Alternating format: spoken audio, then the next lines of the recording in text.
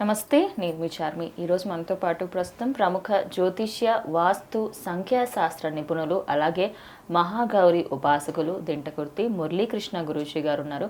మరి గురుగారితో మాట్లాడి వరలక్ష్మి వ్రతానికి ఎలా చేసుకోవాలి, దానికి సంబంధించి మనం పాటించాల్సిన నియమాలు ఏంటని తెలుసుకుందాం. నమస్కారం గురుగారు. నమస్తే. హరి ఓం శివం. గురుగారు, శ్రావణ మాసం ఇంకా ఆడవాళ్ళందరికీ, మహిళలందరికీ కూడా ఇష్టమైన మాసం అని చెప్పుకోవచ్చు వ్రతాలకి సంబంధించి. అలాగే మన పుణ్య ఫలితాన్ని పెంచుకోవడానికి కూడా ఇదొక బెస్ట్ మంత్ అని చెప్పొచ్చు. మరి ఇప్పుడు ఈ వరలక్ష్మి వ్రతాలకి సంబంధించి చాలామంది ఎంతో కష్టపడి చేస్తూ ఉంటారు, కానీ మెయిన్ ఏదైతే చెయ్యాలనో అది చాలామంది మర్చిపోతూ ఉన్నారు. ఏదో చేసామా, అమ్మవారిని పెట్టామా, ప్రసాదం పెట్టాం, మొక్కుకున్నాం, వెళ్ళిపోయాం, ఇంతే ఉంటున్నారు కదా. మరి ఏమేం పెట్టాలి, అసలు అమ్మవారిని ఆరాధించడం ఈ మాసంలో ఎలా చేయాలి?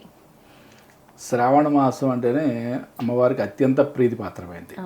సరే, ఈ మాసంలో మనం వరలక్ష్మి వ్రతం చేసుకుంటాం, ఇంకా రకరకాల వ్రతాలు కూడా చేసుకుంటాం. కానీ అమ్మవారికి తనతో పాటుగా సముద్రంలో ఏది పుట్టినాయో అవండి చాలా ఇష్టం. తన అక్క చెల్లెళ్ళు, అన్నదమ్ములు అనుకుంటుంది ఆవిడ కదా. కాబట్టి ఆవిడకి లక్ష్మీ గవ్వలన్నా, గోమతి చక్రాలన్నా ఇవన్నీ కూడా సముద్రానికి సంబంధించిన, సముద్ర తనయ్య కదా ఆవిడ, సముద్రంలో ఆవిడతో పాటు పుట్టినవన్నీ కూడా చాలా ఇష్టం ఆవిడకి. ఓకే, అటువంటి వాటిల్లో ప్రముఖమైనది లక్ష్మీ గవ్వలతో. అంటే ఈ లక్ష్మీ గవ్వలు, ఇవి లక్ష్మీ గవ్వలు అంటే ఒక ఎల్లో షేడ్లో ఉండటం, ఓకే, పసుపు వర్ణంలో ఉండటం. ఇవి ఇటు ముఖాలు ఉన్నాయి కదా, ఇటువైపు ఇటువైపు ఇటువైపు, దీన్ని ముఖాలు అంటాం అన్నమాట. అంటే ఈ విధంగా ముఖాలు ఉండటం ఇవన్నీ చాలా ఇంపార్టెంట్. ఓకే, పసుపు వర్ణంలో ఉండటమే కాదు, ఇట్లా అటు ఇటు ముఖాలు ఉండటం అనేది కూడా చాలా ఇంపార్టెంట్. వీటిని 108 తీసుకొని ఏ పూజా స్టోర్లో అయినా మీకు దొరుకుతాయి. ఓకే, 108 తీసుకొని అష్టోత్తరంతో ఈ భుజాలు ఉన్నాయి కదా, ముఖాలు భుజాలు ఉన్నాయి కదా, ఇది అమ్మవారి వైపు ఉండేట్లుగా, ఓకే, ఈ తోక భాగం లాగా ఉంది కదా, ఇది మన వైపు ఉండేటట్లుగా పెట్టుకుంటూ బోర్లా పడకూడదు గవ్వ అనేది. ఓకే, ఇలా ఈ విధంగా ఆకాశాన్ని చూస్తున్నట్లుగా అమ్మవారికి పెట్టి పూజ చేసుకోవడం అనేది చాలా అద్భుతమైన విధానం అని చెప్పాలి. 108. ఎస్. ఇప్పుడు నేను చెప్పేవన్నీ కూడా 108. ఓకే, గోమతి చక్రాలు. ఓకే, గోమతి చక్రాలు అంటే ఈ విధంగా ఉంటాయి. ఓకే, మనకి ఇవి కూడా సముద్రంలో వస్తాయి. ఓకే, ఇవి ఇప్పుడు చైనా మేడ్ డూప్లికేట్ కూడా వస్తాయి అనమాట. అవి అన్నీ కూడా రిప్లికా, అంటే ఒకదాన్ని చూస్తే రెండో మూడో చూసినా, ఎన్ని చూసినా కానీ ఒకే రకంగా ఉంటాయి, ప్రింట్ వేసినట్టు.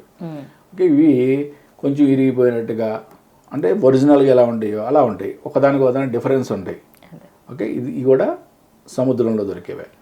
నెక్స్ట్ లగునారియల్ అంట, శ్రీఫలం. ఓకే, లగునారియల్. నెక్స్ట్ తామర గింజలు. అమ్మవారు కూర్చునేది తామరలో కాబట్టి తామర గింజలు. లాస్ట్ వచ్చి మనకి గురువింద గింజలు. ఓకే, గురువింద గింజలు అంటే తెలుసు కదా, దీని సామెత కూడా గుర్తొస్తుంది అందరికీ కదా. వీటితో 108, ఒక్కొక్కటి 108 చొప్పున తీసుకొని, ఇక్కడ భక్తి ప్రధానం. మరీ చెప్తున్నా, గురువుగారు 108 చెప్పారు, నాకు బోల్డ్ డబ్బులు అవుతాయి, నో, అసలు దాని గురించి మర్చిపోండి. మీకు మీ స్తోమత ఎంతో అంతవరకే తీసుకోండి. స్తోమతకు మించి ఏదీ చేయొద్దు. అది ఎంత పెద్ద పూజ అయినా సరే, ఎంత పెద్ద ఫలితం వస్తుందని నా బోటోడు చెప్పినా సరే, మీరు మీ స్తోమత ఎంత, 5 గవ్వలు తెచ్చుకోవాలి, 5 గవ్వలు తెచ్చుకోండి చక్కగా. 10 గవ్వలు తెచ్చుకుంటారు, 10 గవ్వలు తెచ్చుకోండి. ఓకే, ఇంపార్టెంట్గా 1 గవ్వ కానీ, 5 కానీ, 9 కానీ, 11 కానీ, లేదా 108 కానీ తెచ్చుకోండి. ఎస్, లేదా 27 కూడా తెచ్చుకోవచ్చు. ఈ నెంబర్స్లో మీరు తెచ్చుకుంటే మీకు అద్భుతమైన ఫలితం ఉంటుందని మనకి శాస్త్రం చెప్తుంది. ఇక్కడ ఎన్ని పెట్టాము ఏంటి అనేది దానికన్నా ఇంపార్టెంట్గా మనం ఎంత భక్తి శ్రద్ధలతో చేసాము అనేది చాలా ఇంపార్టెంట్. ఓకే, వీటిని ఎప్పుడు కూడా, ఈ సముద్రంలో పుట్టే వాటిని ఎప్పుడు కూడా నీళ్లతో కడగకూడదు. ఇది చాలా ఇంపార్టెంట్. వాటి యొక్క ప్రభావం, వాటి యొక్క పవర్ కోల్పోతాయి. వాటిని పొడిగుడ్డతో మాత్రమే తుడుచుకోవాలి ఎప్పుడు కూడా. రెండోది, పూజా విధానం అంటూ దీనికి ఏమీ లేదు. ఓకే, మన వరలక్ష్మి వ్రతం చేసుకునేప్పుడు అమ్మవారి యొక్క అష్టోత్తర నామావళి చదివేటప్పుడు ఈ ఒక్కొక్క గవ్వ అమ్మవారి ముందు మనం ఆకాశాన్ని చూస్తున్నట్లుగా పేర్చుకుంటూ వెళ్తే సరిపోతుంది. ఓకే. ఈ విధంగా చేసి అమ్మవారికి క్షీరాన్నం నైవేద్యం చేసి పెట్టినట్లయితే అద్భుతమైన ఫలితం ఉంటుందని చెప్పి మనకి శాస్త్రంలో చెప్పబడింది. ఓకే. అంటే మనం ఎన్నో రకాలుగా అమ్మవారిని పూజించుకుంటాం, వ్రతాల్లో కూడా రకరకాలుగా చాలా రకాలుగా పూజిస్తాం. కానీ గవ్వలతో పూజ చేయడం అనేది చాలా అద్భుతమైన ఫలితాన్ని ఇస్తుందని చెప్పి మనకి శాస్త్రంలో చెప్పబడింది అనమాట. ఓకే. గురుగారు, వరలక్ష్మి వ్రతం చేసేటప్పుడు కొంతమంది కుంకుమార్చన అలాగే పసుపుతోని చేయడము, మరి అభిషేకాలు కూడా చేస్తూ ఉంటారు. అది చేయడం కరెక్టే అంటారా? మనకి అమ్మవారి యొక్క ఉపచారాల్లో షోడశోపచారాలు అన్నీ ఉంటాయి కదా, అభిషేకము అన్నీ కూడా, స్నానము అభిషేకం అన్నీ ఉంటాయి కాబట్టి పంచామృత అభిషేకం అన్నీ ఉంటాయి, A to Z అన్ని షోడశోపచార పూజలో ఉంటాయి. అన్నీ అయిన తర్వాత కుంకుమార్చన కూడా ఉంటుంది. కాకపోతే ఈ గవ్వలు ఉన్నప్పుడు మాత్రం ఈ గవ్వల మీద అభిషేకం లాగా చేయడం అనేది నిషిద్ధం. ఓకే.